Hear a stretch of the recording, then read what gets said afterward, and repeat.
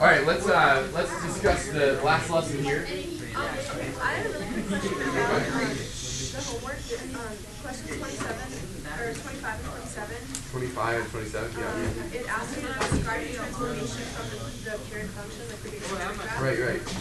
So for 27, it said y equals negative tangent of pi over 2x plus 2. Okay. So the period, is the period like a horizontal stretch? On this one, technically, I'm just thinking like, yeah, technically, so it is. it is, because 1 point, oh wait, no. What did you say, it's pi over 2? Pi over 2. Oh, wait, so it's a horizontal shrink, because pi over 2 happens to be a Yeah, but number I'm bigger just, than 1. horizontally, so like the way I was confused on how to describe it, like I didn't know whether to say like the period It'd changes be a from this to horizontal this. shrink by a factor of 2 over pi, I guess. So we should say like, But you could also say the new period, I don't know what the question asked exactly, but you could say the new period is, was that 2, right? Yeah, the new period is 2. Does that make sense? So you could describe it that way. Or 4? What is it? pi over 2. P is pi over 2. Pi over 2 pi. The period of tangent is pi though. So it's pi over 2, which is 2. Does that make sense? Like if you're looking for a formula. No, it would be 4. Because it's 2 pi divided by pi over 2, which is the same. Right, but isn't it a tangent graph? Yeah. The period of the natural period of the tangent function is pi. It's short. Okay. Yeah. So we would describe it by saying like it's horizontally shrunk or stretched by whatever. Well, it depends what it asks. If it asks for like what transformation has occurred, then I would probably say horizontal shrink by a factor of 2 over pi. Okay. If it asks for like the attributes of the function or like to say what the period is, I would say 2. Yeah. So when you say horizontal, we're kind of building off of that. When you say horizontal structure, you want to put what's happening. Yeah, just like we did back in unit 1, whenever that was. Yeah, no. Just to like clarify so there are no surprises, cotangent and tangent are the only graphs with a period that's not too high, and those are pi. Yes. There are no other. Excellent question. Okay. Tangent and tangent are the only graphs. All right, we'll start our discussion with the inverse sine function. Thank you. That's good. So we'll either call it the sine inverse with like to the negative first, like your calculator does, function, or we call it the arc sine function. And to construct this function, obviously we're trying to construct the inverse of the sine function. And by inverse, I really mean inverse, like bring back to mind all the things we did back in unit 1, or whatever. That was when we studied inverses, right, or last year. So how are we going to construct this inverse? And if this is the sine graph, what's the problem right away out the gate on constructing the inverse of the sine function? Because it has the one line test, the horizontal line. Yeah, whatever that's called. Yeah, it's not a one-to-one function. There are a couple ways you could say it for sure, but absolutely we have this problem. So what needs to be done then? What do we do in that situation? We have to do something to the function. We have to restrict the domain. Yes. So how would you like to restrict the domain? We could restrict it to, I heard the 1 period. So like from 0 to 2 pi, say. Would that do it then? Now it's 1 to 1? Half a period. Okay, so 0 to pi. Now it's 1 to 1. What's this piece?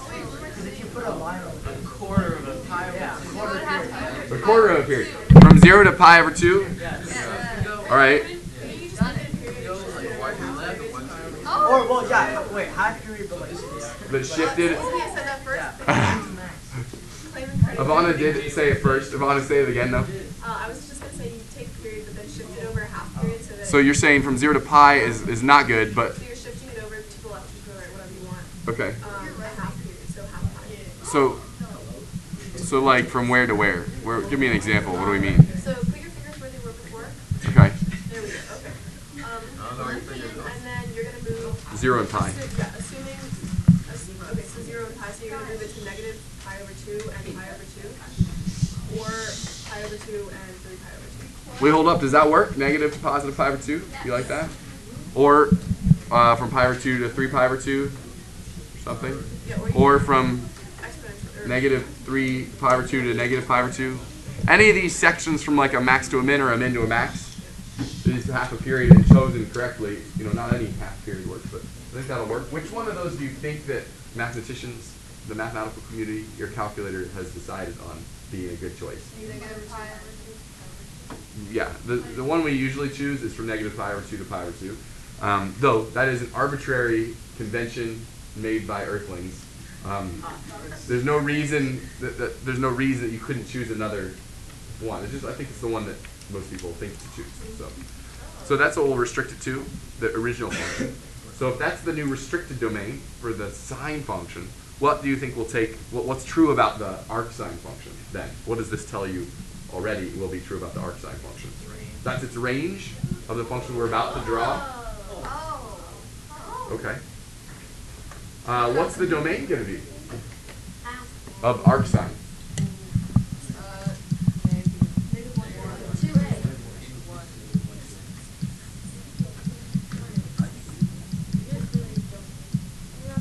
Yeah, -1 to 1.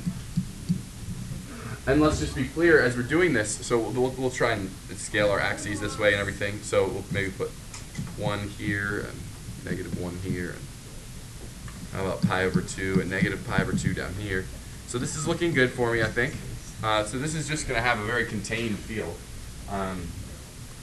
As we're drawing this, let's just make sure we're very clear on the fact that arcsine takes as its input like a ratio of some kind and outputs an angle, right? So sine, the original sine function, takes in an angle and outputs a ratio. So arcsine, if it's really genuinely inverse and it's doing its job, should be taking in a ratio and outputting an angle. That is to say, it really doesn't make sense to say like, what's the arcsine of 30 degrees or something. We'll never say that. That doesn't make sense, right?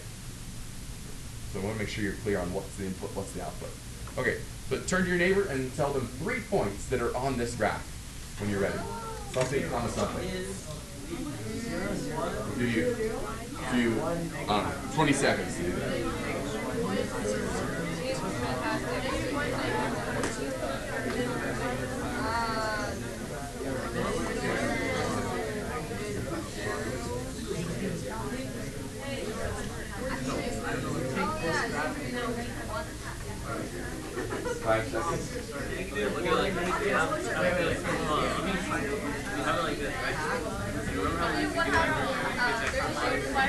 Okay, and we're back.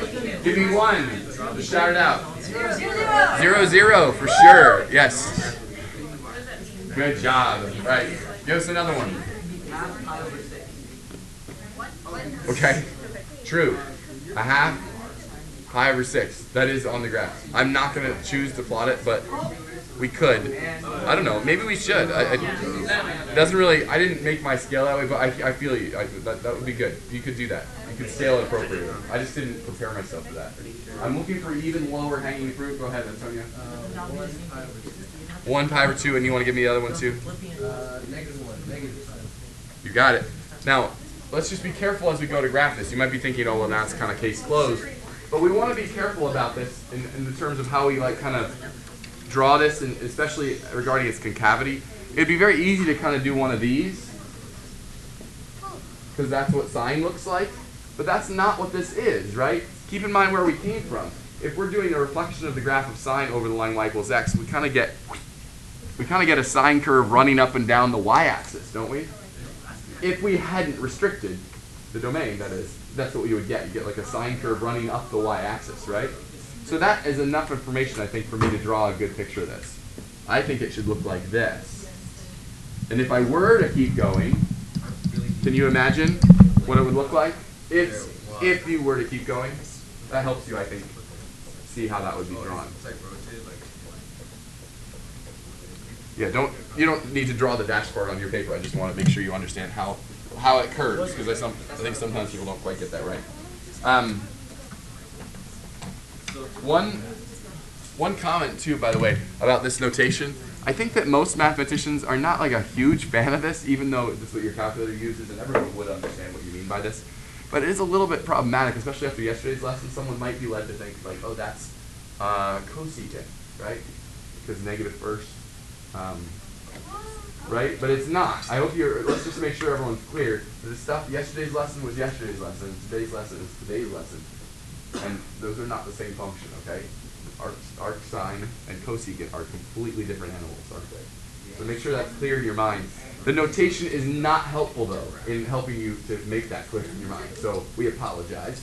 That is me issuing an apology on behalf of the mathematical world. That has happened. That's a notation issue.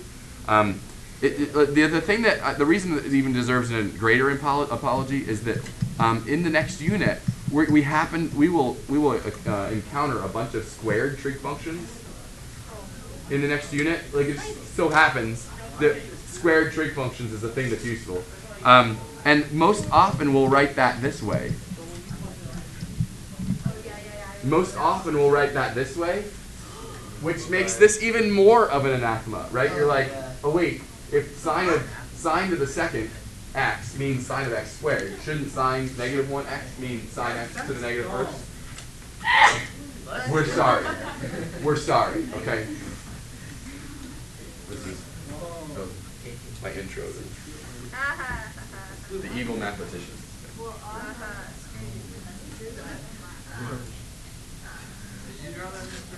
No. I thought that was a pancake at first. Yeah, I can see it. I see it. It comes from a wildly popular math blog called Math with Bad Drawings. You can look it up. Math with Bad Drawings. Don't you follow a lot of math blogs? Let's do the same kind of analysis with the arc cosine function. So just for reference, here we have cosine again. I'd like you to just turn to your neighbor and sometime in the next 10 seconds tell them what you would like to choose as the restricted domain for the original cosine function so that this will work.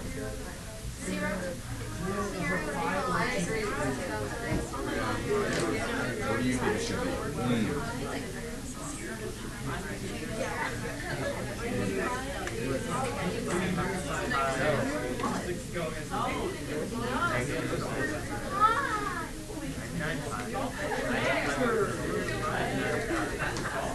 All right, and we're back together. 3, 2, 1. All right. So, what did you say? How about Julie? What did you guys decide? What do you think a good restriction would be? 0 to pi. Is that what you said? Survey says 0 to pi. Amazing. Good call. You could use other sections of the graph, but I think the one that most naturally makes sense is 0 to pi. So that's what we'll do. Let's go ahead and do it. So that already tells you what the range will be, as we talked about. So let's start graphing this here. 0 to pi will be the range. The domain, what's the domain?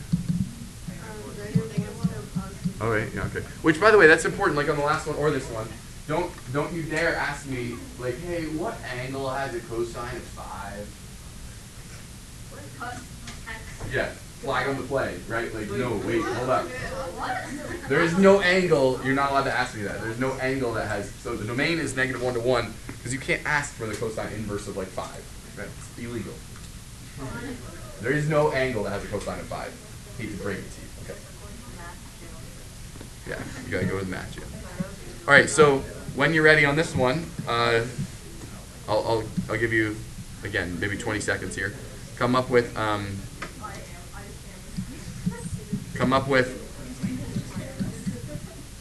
3 points on this graph.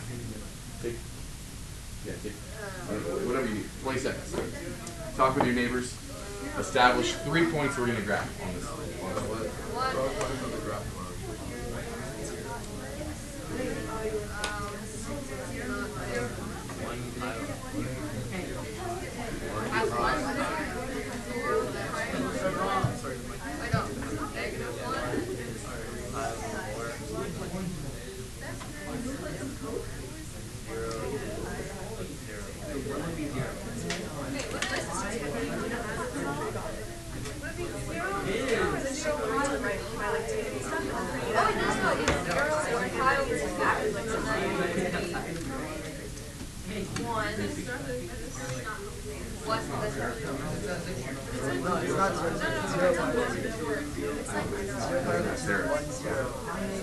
It's like a How would you, I thought maybe I would. Oh, wait, no, it'd be easy. It'd just be negative 1 pi All right, let's Oh, yeah. here. I was thinking, How about where's your Stephanie? Give me your. How about go ahead. Give me all three. Here we go.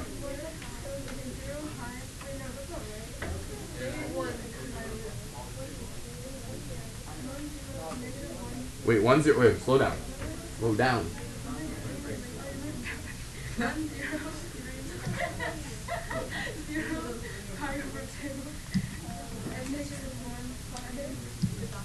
Do you agree? I agree. Wait. Okay, good. All right, so then again, the same kind of mentality as we go to graph this. We want to make sure this is kind of like if you were to make a curve going up and down here, you would have this being part of that, right? And again, if you wanted to graph the other parts of this, you could, but it wouldn't pass the vertical line test, right? So we're done. There it is. That's cosine, the arc cosine function. If you want to verify the graph of either of these, sine inverse or cosine inverse, you'll see that your calculator does a great job. If you can graph in y1, y equals sine inverse, using sine inverse on the calculator, you will get the same pictures we just generated. So when you graph it on the calculator, does it give you like a certain portion of the graph, or do you have to? Yep, it just gives that little. Okay. That's all it gives you, that picture right there. So your calculator has this same, by mathematical community, I'm also including the calculator as far as what we've all agreed on to have this, the range of this to be, right? So you'll see your calculator uses that interpretation as well. And in fact, you've already in some ways seen that your calculator has those interpretations, because whenever you do cosine inverse on the calculator, maybe you've noticed the cosine inverse never returns a negative angle.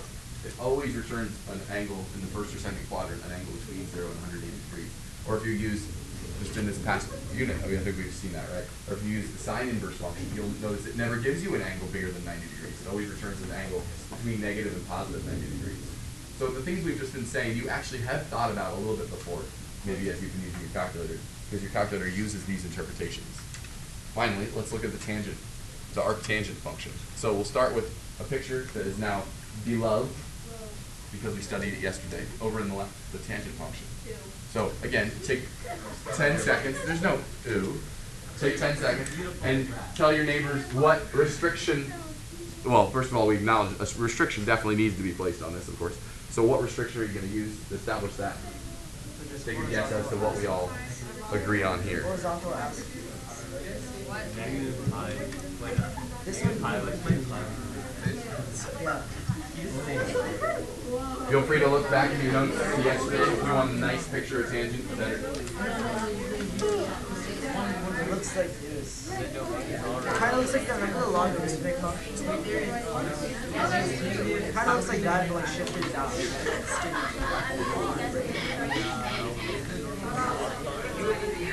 Jonathan, I'm coming to you. Okay, you ready?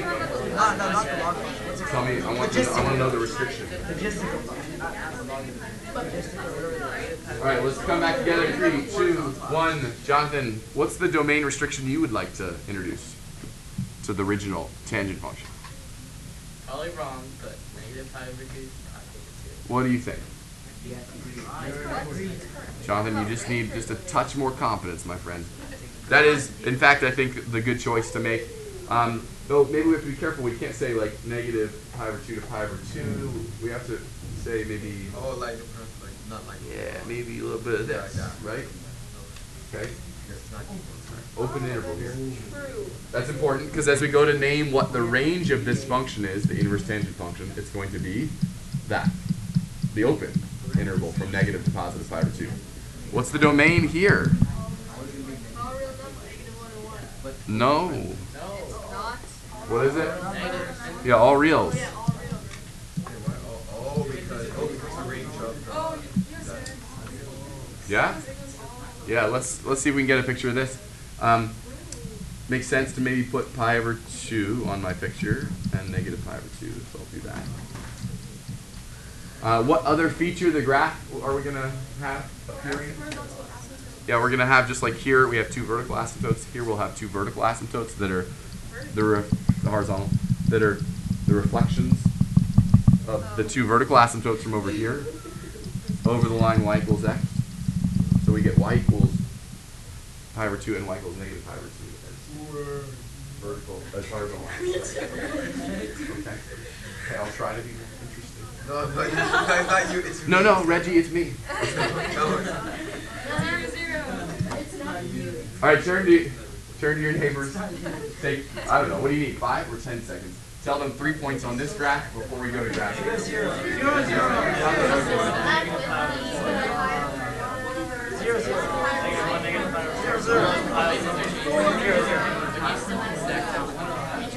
Oh, I see. You mean if we were graphing all? Updating my whole number.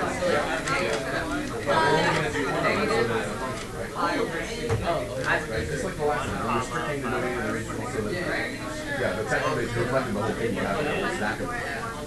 All right, here we go, and let's hear from Joy.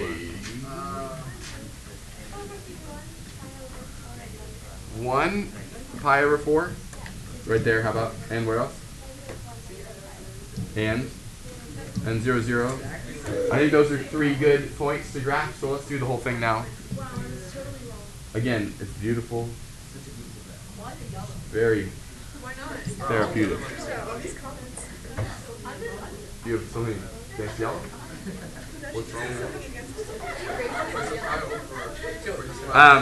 that? I think it's nice. I mean, the other ones I admit are not as satisfying, right? I mean, you have this like, they just stop. This is nice. It's got some flow. It's continuous. It's nice and smooth. It's got domain all reals. All right. This is the inverse tangent function, friends. It does make me think of the only time that I've ever heard of. The only time I've ever heard of this appearing in the media is in this clip, which we'll watch. Yeah. Yeah, that's hilarious. Oh wait, sorry.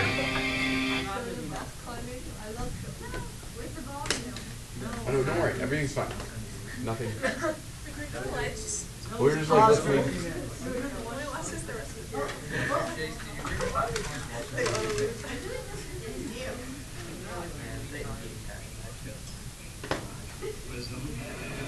Go. Get a little candle after it. You know, I am a fan of ventriloquism. Maybe you, me, and your dummy could go get a hot beverage. He could talk while you drink. Nope, let him climb some blocks.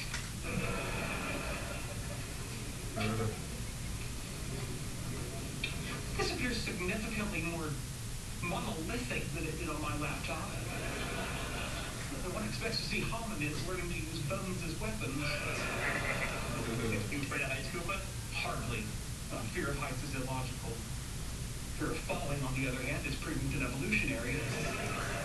What would you say is the minimum altitude I need to achieve to cement our newfound friendship? Come on, they have birthday parties here. What do kids climb this? Little kid hominids, perhaps. Is this your entire job? Parents must be so proud. Oh my God. Coming, Ricky. Okay. Harness seems to be secure. Told about incontinence just now. The website said that's expected. Hey. This isn't so bad. A bit like vertical swimming. Hey, look at you, Cooper. You're almost halfway to the top. I am? I was wrong. It is a fear of heights. You all right there, Cooper? Not really. I feel somewhat like an inverse tangent function that's approaching an asymptote. What is an inverse tangent function approaching an asymptote? Did you not understand? Just keep going. Yeah, I don't think I can. Well, climb back down. That doesn't seem any more like this. What's a plan, Papa?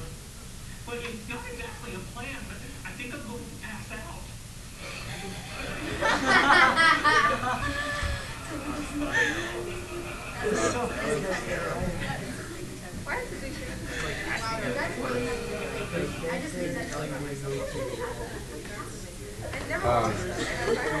Inverse tangent. Hey, but like, what do you make more sense?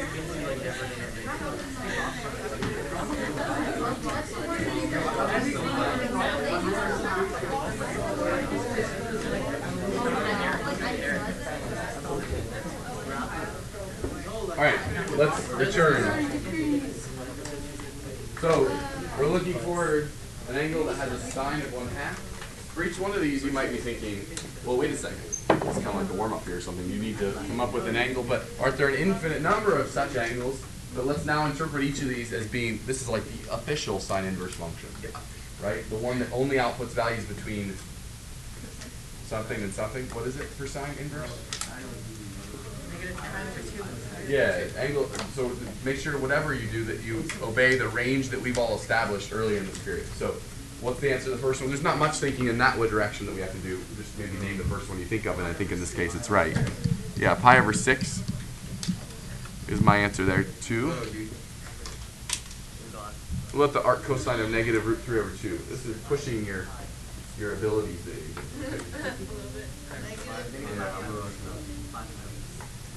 Yeah, and we want to make sure we're in the right quadrant. Everything is 5 pi over 6 something that arc cosine outputs? What is arc cosine's range? From 0 to pi. So I think that's okay. And then what about inverse tangent of negative 1 over root 3? Why don't we take a second and just think about that for a second. Give everyone a chance to think about it.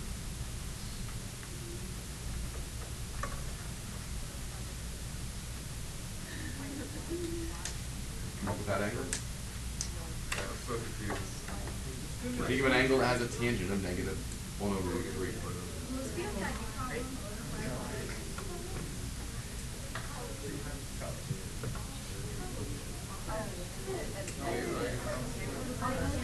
What'd you come up with? Negative pi over 6 is a good choice. The other ones, I think that's, we'll write that. Some people might say, here are wrong answers that people might say. This is the only right answer. Some people might say 5 pi over 6. Why is that actually not a bad? It's not bad, it's just not completely right. 5 pi over 6 does have a tangent of negative 1 over root 3, right? So what's wrong with it? It's not in between the range of negative to positive pi over 2. The other answer that some of you I heard just mumbling is 11 pi over 6. You could say that, right? Except again, that is not a number that on the number line lies between negative and positive 1.57, right? So make sure it's actually the number we're looking for that falls in between negative and positive pi over 2, right? So we prefer. You might be thinking, isn't 11 pi over 6 and negative pi over 6 the same thing? No, they're different numbers. They are coterminal. Is that what you meant? Yes. Okay. But they're different angles. Okay. So these are the answers, and they're the only answers to these 3 questions. How about down here? Pi over 9, Mr. Chase. I don't know what that is. What is that? Does it matter? No. No, it's just Because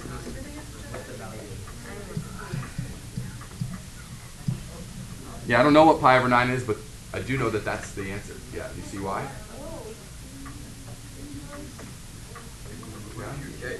So is E then, let's see, so that'll be negative, I guess I'm getting the hang of this now. It's negative 1.1 then, right? Right? Negative 1.1. Except, wait, cosine inverse doesn't output numbers like negative 1.1. So something went wrong.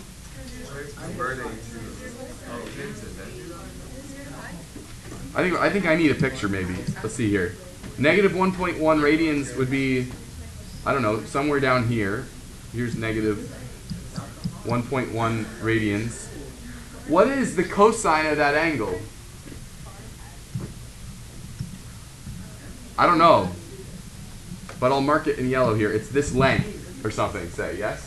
Say if that segment here is 1 unit long. Then yellow, so I don't know, first of all, let's just ask, it's some positive or some negative number? The cosine of negative 1.1. Yeah, it's some positive number if you believe my picture.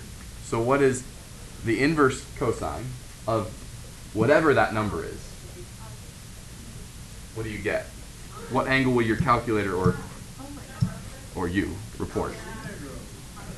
Won't it report this angle, which has, will not have the same cosine? What angle is that, of course? Yeah, positive 1.1.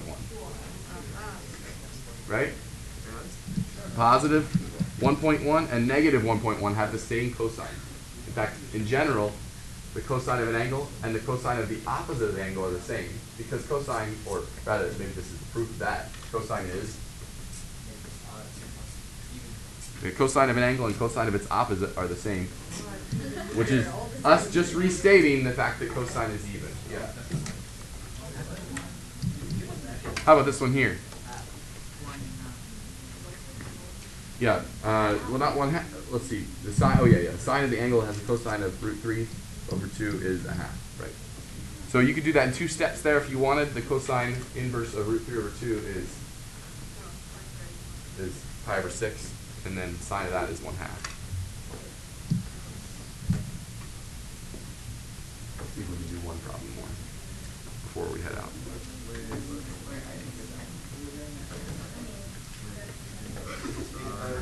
The sine of pi/6 is what we're asking for.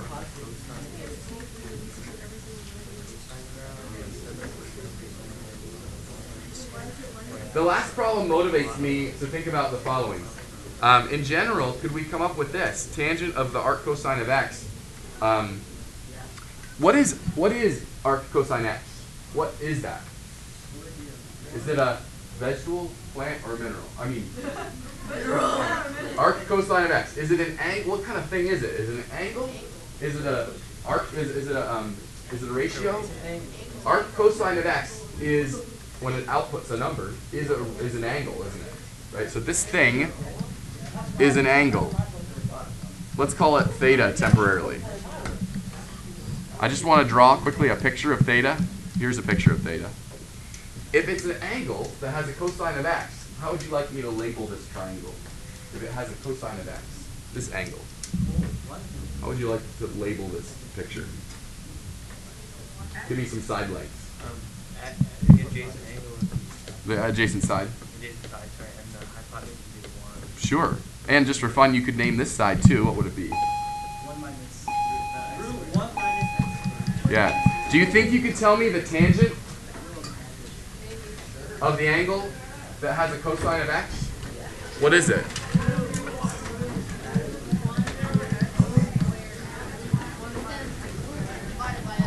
Yeah.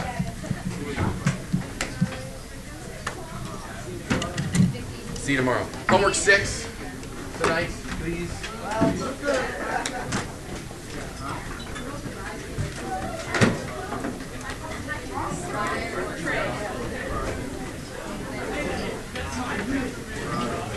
I did not get this.